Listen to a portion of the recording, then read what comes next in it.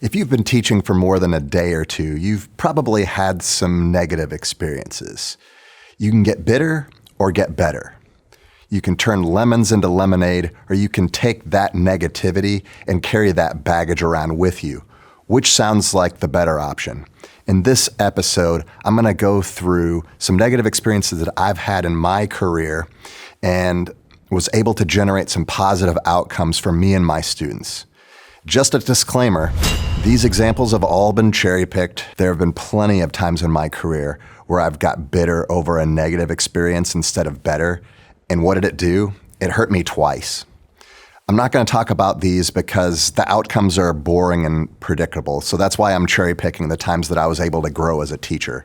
The second thing that I need to disclose is that all of these examples involve some sort of interpersonal conflicts. And as you know, there's always two sides to every story.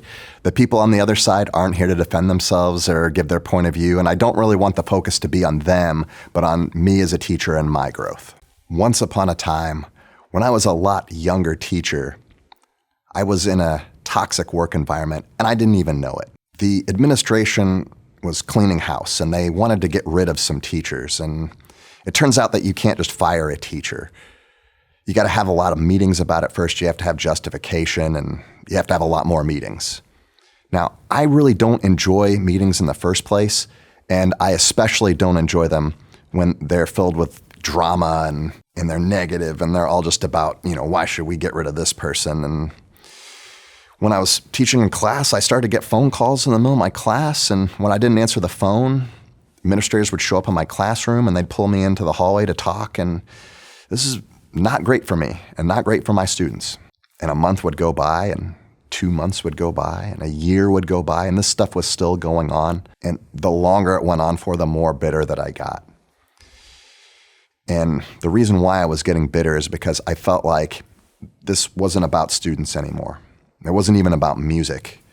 This was just about them and their agenda, and it had nothing to do with education. As a younger teacher, I didn't have the tools that I had now. And I didn't really know how to deal with that. And it was just kind of crushing to me, crushing to my soul. And I read a quote from Aldous Huxley that said, "Experience is not what happens to you, it's what you do with what happens to you." And I definitely felt like all this stuff was happening to me, and there was no way I could avoid it. There was no way I could turn it into something else. And so the decision that I made at the time, without the tools that I had now, was to take my experience that I'd gotten from that school district and take it someplace else. And I don't say this lightly at all. And I don't think this is something that should be celebrated, because I loved my students and I hated leaving them. And I just didn't have the tools to deal with what was happening. But I wasn't getting enough time with my students, which is what I was there for. I was being pulled out of my classroom frequently.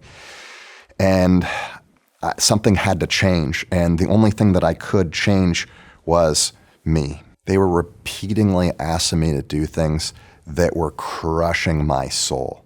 And I hated going into work. And they were just asking me to dig up dirt on other teachers. And that's not what I was put on this earth to do.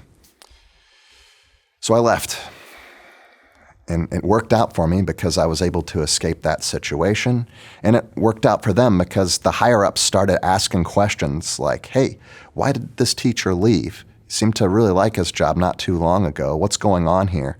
And they started an investigation, and they made some changes, and now it's a much better situation. And that school and that school district, they're doing great now. So it worked out for me because I got a good job, and it worked out for them because they were able to address some problems in the school district. And so sometimes that's the way that has to go.